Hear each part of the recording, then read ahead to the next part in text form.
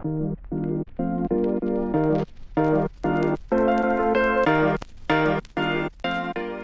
up, brother? What's going on, man? How's everything? I'm good. How about you? Man, I can't complain. Hanging in there, bro. Hanging in there. No, for sure. Welcome to Talk with Champions. I appreciate you joining us. Let's get right to it. No problem. Appreciate you having me. So, share your journey from Lynn, Mass, all the way to the NBA. Oh, man, it was a long one. For me, growing up back home and, young, man, about four or 5 years old. My older brother was kind of like the trendsetter for me and just followed his footsteps, following around at the parks, going all his games, just falling in love with basketball. And as I got older, I just fell in love with the process. My brother kind of talked to me about the process as a youngin, and as I got older, got to high school, I fell in love with the morning workout before school, right? And I played football too, so I got out of football practice, go back to the YMCA, meet my friends, my teammates, play ball for 3, 4 hours. So that was like my daily thing. I kind of slipped up a little bit academically and got behind. My GPA dropped a bunch, and I left my high school and went to prep school in Maine at Maine Central, where I kind of was able to turn myself around academically and catapult myself basketball-wise, being on the national stage. Recruiting started, blowing up a bit, and my academics were online, so kind of helped me, get to that point. And then when I say that was my senior year, and when I left after graduation, I was going to return for a post-grad year. And I decided, when I committed to Memphis, I decided to transfer to another prep school in North Carolina called Laurinburg Prep with three of my teammates who were going to Memphis with me the following year. And just to build that chemistry and relationship, did well there, man. We did really well, won 40-0, won a national championship. 17 of us on that team all went Division One. Practices were kind of like wars, man, and kind of get us prepared for college. And then from there, I just went down to Memphis. Spent 4 years here, had a hell of a career with my team and won a lot of games, very successful. Didn't get drafted and just worked my way through the D League at the time and earned call-ups and things like that, man, and just kind of gave myself the opportunities by just kind of just keeping my head down, just working. Really didn't get bothered by not being drafted or not getting all the attention. It was just more so just my desire to just work and do whatever is needed for me to win by any means, and that's what kind of helped me get me there. For sure. What sparked your passion for basketball growing up in Lynn? Man, it's a basketball city. It's outside of my brother, my uncle Calvin played. All my older cousins played. My dad played. My other uncle Keith played. So like I was always around it. I couldn't duck it, right? Like so, it was always there. Anywhere we went, it was basketball. So just fell in love with playing. Was getting in the parks at a young age, playing against the older guys, getting thrown to the ground, getting right, like getting no calls, and my brother just standing there letting me take those beatings, right? But it kind of, at the time, I would go home crying, being young, not knowing he was really helping me, right? And getting me prepared to be tougher and be able to play through that type of stuff. As I got older, it became a lot easier. Those hits didn't faze me anymore. As I'm 16, playing 21, 22-year-olds, it didn't faze me anymore. So when I was playing AU, the physicality never bothered me. So I was getting to the rim with ease, finishing with contact, and it just made things a lot easier for me. For sure. You took me back there. You made me think about how I used to train with my younger brother.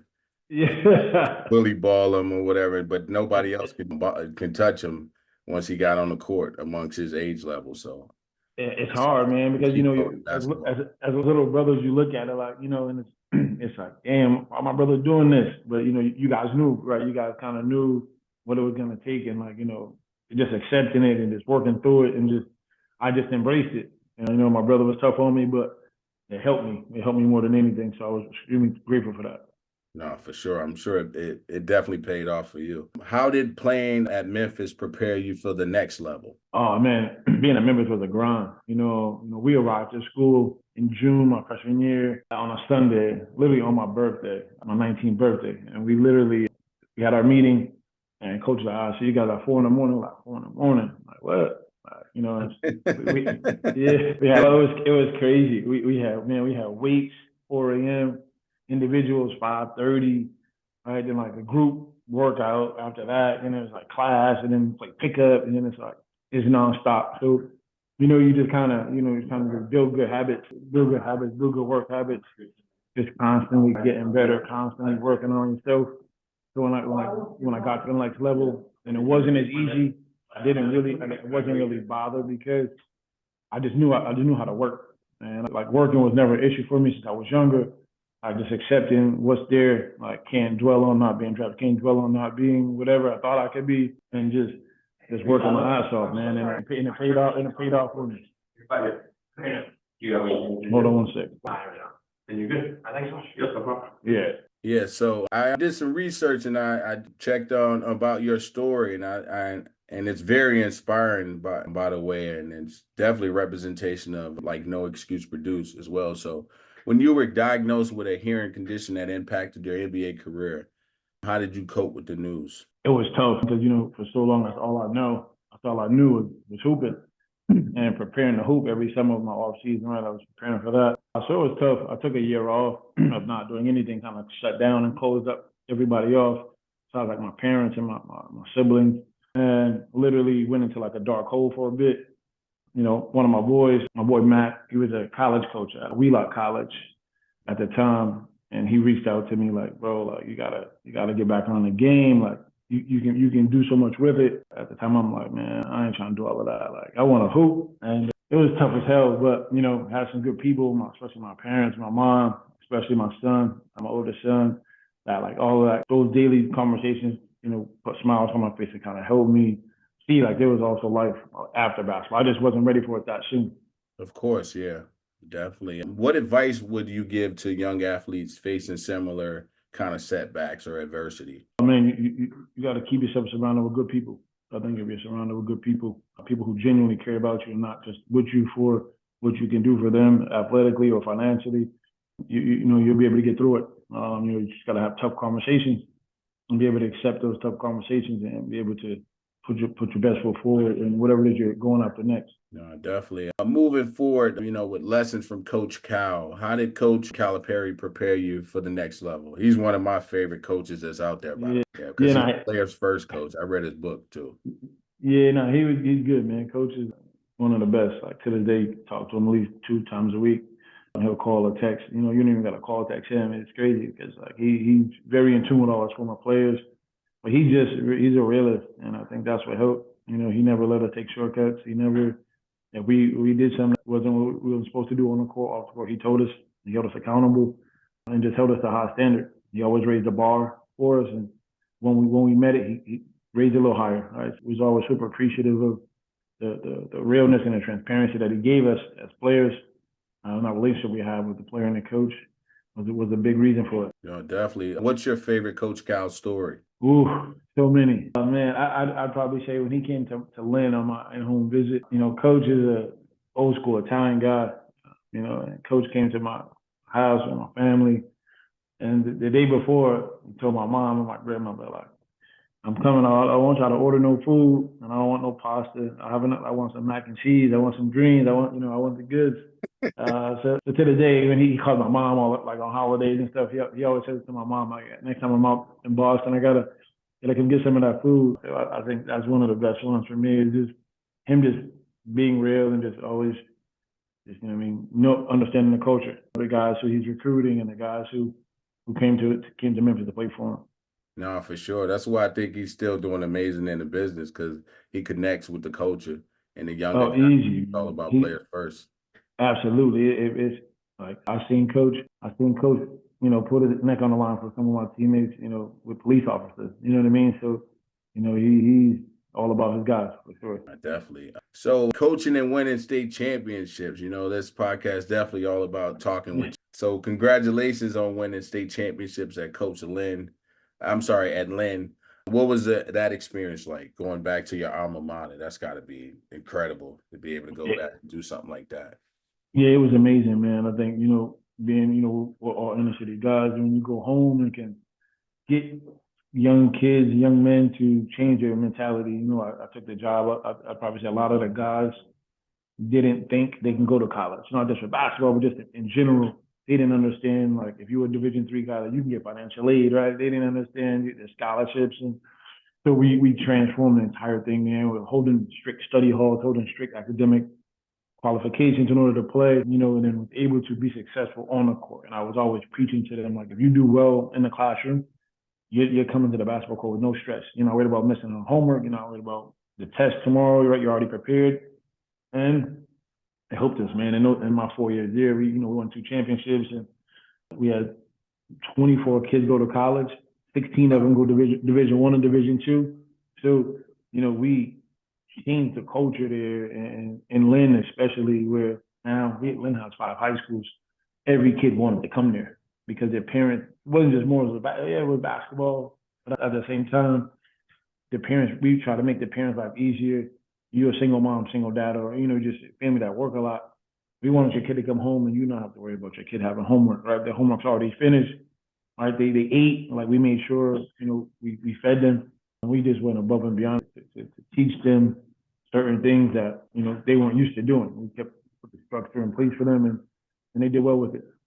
For sure. In a way, as a coach, you're a mentor, you're almost a father figure, a surrogate father in ways to the youth, definitely. So how did your playing experience prepare you for that coaching job? Man, I'd say just understanding the grind of it, just understanding the importance of the academic side of it, especially seeing, a lot of kids think, oh, you go D1, you don't got to do schoolwork. I'm like, shit, you got to twist it. I wish that was the case. So, was able to be able to, walk their shoes. I went to the same high school. I sat with some of these same teachers. I struggled. I failed tests, and I wasn't perfect. And I was always real with them about that. And I think Coach Cal played a big part in that because, he always told us the truth. And I think that's what the biggest thing would help me with my guys is like, look, I didn't get hundreds. I wasn't here getting 67s, and I struggled too, right? And but I went for help. You got to do the little things too to make these have these teachers want to help you. And I think that's what prepared me, just being able to see and walk the experiences that I have. Struggled academically, picked it back up, right? Just been at the bottom of basketball, not about failing and not being drafted, finding my way to the league. A lot of those things mentally kept me prepared, and I think that's what helped me most with coaching. Definitely. What's the most important lesson you have taught your players? I mean, I just, just the character, the importance of you never know who's watching, whether it could be a teacher, you don't know who that teacher knows, who her husband knows. I was actually talking to a guy here the other day. One of my players, his dad lives in Syracuse, and we were talking about one of his coworkers, or sorry, business partners. He's like, man, his son-in-law is the head assistant coach at University of Maryland. I'm like, what? You know what I'm saying? So and I try to tell my guys, you never know who people know. Same I'm sure goes for you. These kids don't understand the people you can probably text or call to change their life, but they got to do their part. And I think that's the biggest thing for me that I preach to them all the time. But man, your character is it's like credit. You know what I mean?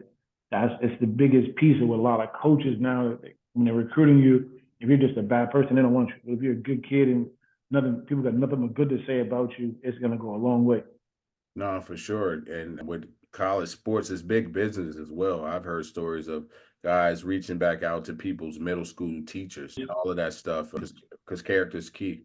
It's huge. It's big time, and I think that's the biggest piece. A lot of parents, I'm like, these coaches recruit you guys too. They're not just recruiting your kid.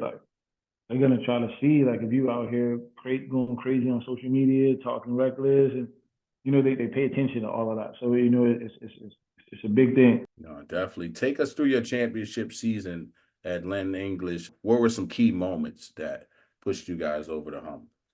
I think some key things for us, man, is we had early in the year we lost one game that year, I believe, and it was out of state to a team in Connecticut, and one of our better players had a horrible game. I'm talking about horrible, and he comes into the locker room and out and about a little bit, not to the teammates but to himself, really mad at himself, and I just told him if we're gonna win, you can't care about your stats, you can't care about what you're doing individually. It gotta be with.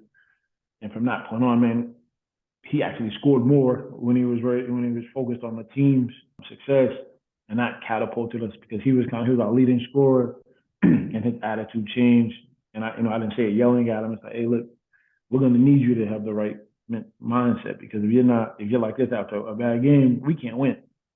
Right. And he flipped the switch literally next day, man, and we went off running. We went on a run, and we get to the playoffs, and we play some tough Lawrence and Andover and Newton North. We get to the Garden, we play Newton North in the Garden. We beat them by 35 or something like that. We're up 40 at one point. Yeah, I mean, it was bad. We was at, no, I'm sorry, Mansfield. I'm sorry, Mansfield. Yeah. Mansfield. I'm sorry. Wow, it was a big time.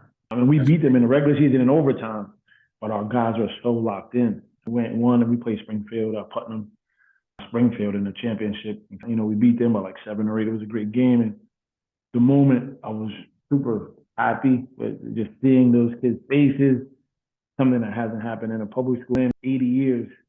It wow. was like, yeah, it was like, you know, St. Mary's is a private school, so they were winning a lot. But, you know, One with you there? yeah, but right, no, when I was in high school, nah, man. That's great that you got a chance to go back and coach and get 2 chips. That's remarkable. Yeah, 2 chips in 4 years, in a 4-year span, and you know, in mass and Division I level, right? So it was a big deal, and I think like giving those kids something that they can represent. Probably, I talk to all my guys still. A lot of them work, and I when I'm home, I go and speak for them at their jobs. Some of them work at the Boys and Girls Club, some work in other places, and just the things that they talk to their kids about, like the character, the way I didn't let them slip, and that means more to me than them playing college basketball, right? Like, because being able to have the impact on kids and their families. I see their parents now, or their parents might message me on Facebook or something once on my birthday or something like, "Thank you so much." Those messages mean more to me than even playing in the league, honestly, because you know, being and growing up in Lynn, like you don't really get to have role models like that, like or people who been places like that, or just mentors. It's like, you know, there's a lot of people who don't understand how time consuming it is being a mentor or doing what you do, right? Like having so many different programs for youth kids and changing lives.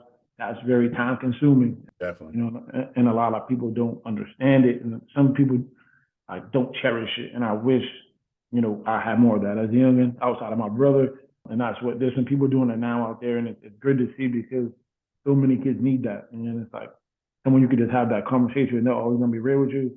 But you got to accept the real too in order to keep striving to be good. No, for sure. Years ago when I was training my brother like to like 2 in the morning and all that, and helping him become a basketball player, really good player, because our environment was very dangerous growing up in St. Louis. I never knew that years later I would end up doing exactly what I was doing then, training my younger brother for all kids now. And I tell a lot of kids that I train now, I wish I had what I was for my younger brother when I was a kid. I kind of had to be my own trainer and do that for my younger brother as well too, to keep him, out of trouble because he had Yeah, a bad temper, but he used it in a positive way with basketball. yeah, no, it's like that, man. And so many kids need it because you know so many kids come from single family or low income situations, and it's like that shouldn't stop you. You know what I mean? Like that should motivate you, and if you got people pushing you and encouraging you to do the right thing in school, outside of school, keeping you in places, basketball or after school programs to just stay out of the trouble, you got to give yourself a chance. You give yourself a higher chance than most kids, and that's what I tell kids from home all the time. No, for sure. Now, legacy and then achievements. Well, you got a long list of those, man. As you know, you're the only player in Memphis history with over 1,000 points, 500 rebounds, 500 assists. What does that achievement mean to you with all the great players that it came through Memphis? Penny Hardaway, Man, wanted to name you up there, Hall of Fame. yeah, it means a lot because knowing you're the only one that did it is different. Yeah. And I never in a million years thought I would be able to be there. I thought I felt like I could play there. Like having those type of achievements is crazy. I still think about them sometimes. Like holy shit. And it's been 15 years since I've been out of school, right? And it's not even no one has done it yet. But it's good. It'll be broken at some point. Now, I But doubt that. That's yeah, tough. that's Grind how. like 40K is tough. Like that's a stat that's tough to get. With the Yeah, man. landscape of college, that's gonna be a tough one to get. Yeah, it's a tough date because and I wasn't the point guard, so I think that's why I tell my son all the time, oldest son, I'm like, I wasn't even a point guard. He's like, you wasn't. I'm like, nah. That's But impact winning. That's for sure. yeah, Impact that was winning it. more That than was it. That was it for sure. so how do you reflect on your time at Memphis? Man, I'm in a group chat with all my boys. All of us, we're in a group chat. We've been in a group chat for years. All my teammates. Yeah, we're all super close. And so there might be times where some will flash up on like Throwback Thursday or some, or one of them may have a picture that came across them and they shared in our chat, and we just kind of, man, remember the time, or we just, we just have that moment once a week where we just reflect on it because we poured so much into the program, and Like we love that place. So it's good sometimes to reflect on it and be super grateful and thankful, man, like for that opportunity because, it was a special 4 years. For sure. What advice would you give to current Memphis players now? Man, at the current Memphis player, man, you got to be about the team. You got to sacrifice. We had Rodney Carney, Sean Williams, D Rose, Tyreek, Chris Douglas, Roberts, all these guys are draft picks. They sacrificed for the betterment of our team, for us winning. And, so I think, just sacrifice. They're getting paid now. We weren't there. We weren't getting that. So, I I think, know you're jealous. You got to be jealous of that, man. Oh, You most guys getting all definitely. this is crazy. They old. We missed out for sure. I think Memphis needs to do what Alabama does. Alabama has an NIL for their former players. Oh, Yeah. that's made. I'm sure they got it. Yeah, Memphis got it. They got to find a way. We Memphis deserve got our it too. we deserve our we deserve our piece of the pie for sure. Yeah, definitely. What are you currently doing post NBA? I'm sorry. What are you doing currently now post NBA? So I'm now coaching. I'm the head coach at a prep school, the Dow School in New York. I won a NEPSAC AAA, so we played against schools like St. Thomas More, New Hampton, Brewster, South Kent, Bridgeton. So that's where I'm at now. So y'all a top program. Y'all playing all the other top teams. Yeah. Yeah, I seen you guys. You have a couple Worcester kids. I'm familiar with some of those. Yeah. I followed Ernie the last 2 years. Yeah, Tashawn and Elijah, Yeah, for sure. How do you stay involved in the basketball community back home in Lynn? Man, every time when I'm home, I go to all the high school games. I don't really care who's good or who's bad. I just show up to show love to a lot of the parents who I know their kids are playing. I do a lot of things, a lot of parents who I grew up with reach out to me if I could just have a conversation with their kids and be like a mentor or just have, be there for them if they need help guiding with college or whatever the case may be. Anytime there's camps, clinics, I'll show up. I don't need to be paid for that, man. That's my hometown. So I show up and talk to the kids, give some words of wisdom and encouragement, and that's how I stay involved. No, for sure. You're LeBron James in your area to them, and that's come back and inspire the next generation of young superstars. That's dope. How do you prioritize mental and physical well-being, like with coaching and mentoring and all that? I mean, just staying right, man. Just going for a walk, reading, or just having a nice conversation with my mom or something, my dad, or my kids, right? Just chopping up with them. Just that helps me. That eases me. That kind of keeps me at ease and kind of keeps my mind and body just kind of there and just not trying to wear myself out. Oh, definitely. What advice would you give to young players transitioning to life after basketball, like the next step? As we know, that's a challenge, the next step after basketball. When you're like somebody like yourself and me who loves basketball, but you're like, what do I do next? The era of the basketball, what's next for me? What advice would you give the young player? I would just give yourself a few different options. And then, just go after everything just like you do with basketball. That's how I do with coaching. I approach it like, in basketball, instead of getting on workout, I get up, watch practice or watch film or just pick brains, go watch things from different colleges or NBA schemes, and just try to perfect it and just attack it that same way that you did as a player. And whatever it is you do, whether you're coaching, pumping gas, restaurant, whatever it is, do it like as if you're hooping. And I think and happiness is there. So it may take some time, but once they figure it out, it's there as long as they stick with it. For sure. So rapid fire, favorite NBA moment? My first bucket was Denver. In Denver and Mile High. Is it really what they say it is playing out there? Hard to breathe up there. Man. Toughest opponent? I'm gonna go with Russell Westbrook. Gotta be West. Well, you play with two guys like similar. It's crazy. Yeah. Who's better if you had to pick one? Are you passing on that or picking? You pick both. That's a tough one. Yeah. They're identical, the same player, pretty much. Best teammate? Joey Dorsey, for sure. Why? He's all about the team. He sacrifices. Whether it's, he wouldn't he'd be like, Tone, man, you got 2 fouls. Don't pick up a third one. Just send him to the hoop. I'll pick up a foul. Don't worry about it. So he's all great teammate doing what's necessary to win. Whatever, by any means. Yeah. By any means, man. A favorite basketball memory? For me, favorite basketball memory, I'd say, is playing in the Final Four, playing the national championship. Yeah, I'm still mad at that one. I wanted you guys to win so bad. Again, I remember watching that game. Yeah, you guys were supposed to win that game. I don't know how that twisted. Absolutely, Probably hit man. that shot. Yeah, but I'm sure you took lessons out of being in that big game because a lot of Oh people yeah, never get a chance to get to that game of yeah. that That night. game's crazy. So I'm sure That you game's took crazy. lessons from that to win a state championship to help your team at Lynn. Well, Lessons. learning a lot late clock situations for sure. Yeah, like what? Give me a scenario of something that you took from Um, being in that. you got to take you got to take the some coaches take the risk of letting somebody shoot that shot instead of right. I would foul. Yeah, I would definitely foul too. Yeah, My player to foul or I'm on the court, I would foul. yeah, absolutely, And that's a national chip right there. Just fouling. absolutely. Too much on the line to take a Yes. chance, and we took a chance. He made that motherfucker. Right, so it's like crazy. We have made a name for itself in a career after that. I mean, we didn't know. And it's crazy. That's one of my closest friends too, basketball wise. We were in Adidas All American camps like all through high school. So like we known each other for so long. So Oh, it's that's crazy. didn't know that. Yeah, oh man, it was crazy. So he's one of my good friends. Yeah, no, that's dope. Advice for young players. Man, never stop working. You're gonna have hard days. Just don't give up, right? Just keep working. No, definitely. Now, coming down to the conclusion, reflecting on your journey, what are you most proud of? That I never gave up. Going through what I went through with my with my hearing situation, could easily just fold it and just like, I ain't doing nothing. I ain't coaching. I ain't helping these kids. I don't give it. Right? I don't care. Like, I just never gave up and didn't. So I turned a negative to a positive, and I went from a negative and having surgery and dealing with all that to changing lives. Right? Having in my 11 years now coaching, my 11th year.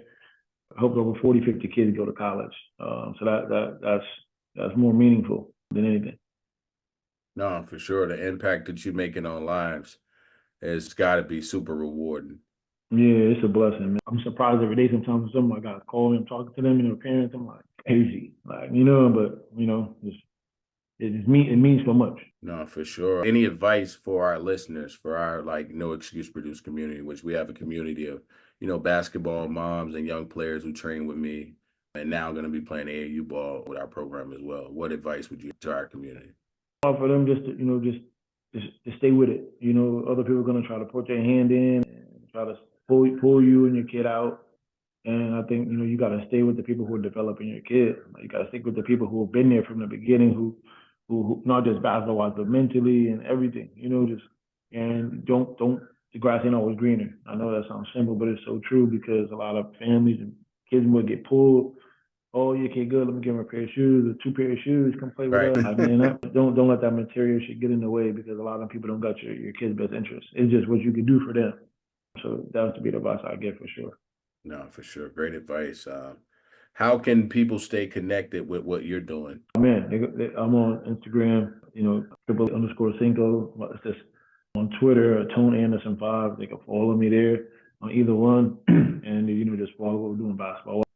I'm always kids message me and ask for advice, things. I always respond. I was one of them kids as a youngin, like reaching out to people and like never getting responses. So I always told myself I'll never be that person, no matter how busy I am. I take a minute or two out your day to respond to someone who got aspirations of being successful in life. So I always find a way to do that. No, for sure. Last thoughts or any shout outs? Man, to you, man, appreciate you having me. It means a lot. Anytime I could give advice or just chop it up and have dope conversation about things, man, I'm all for it. So I just appreciate you giving me the opportunity to be on. And, it means a lot. No, thank you. I always like in our huddles, I always talk about two things we're grateful for. So I'm grateful for God and I'm grateful for the opportunity to talk with you, another fellow champion. And this was all great insights and information to our community. So I'm grateful for you and your time. And I definitely have to come out and see some games or something when I'm free. Yeah, man, for sure. We got a ton, man. I'll pull up for sure. All right, my guy. Well, have a great day, man. I'll be in touch soon, man. Thank you for your time. Appreciate you.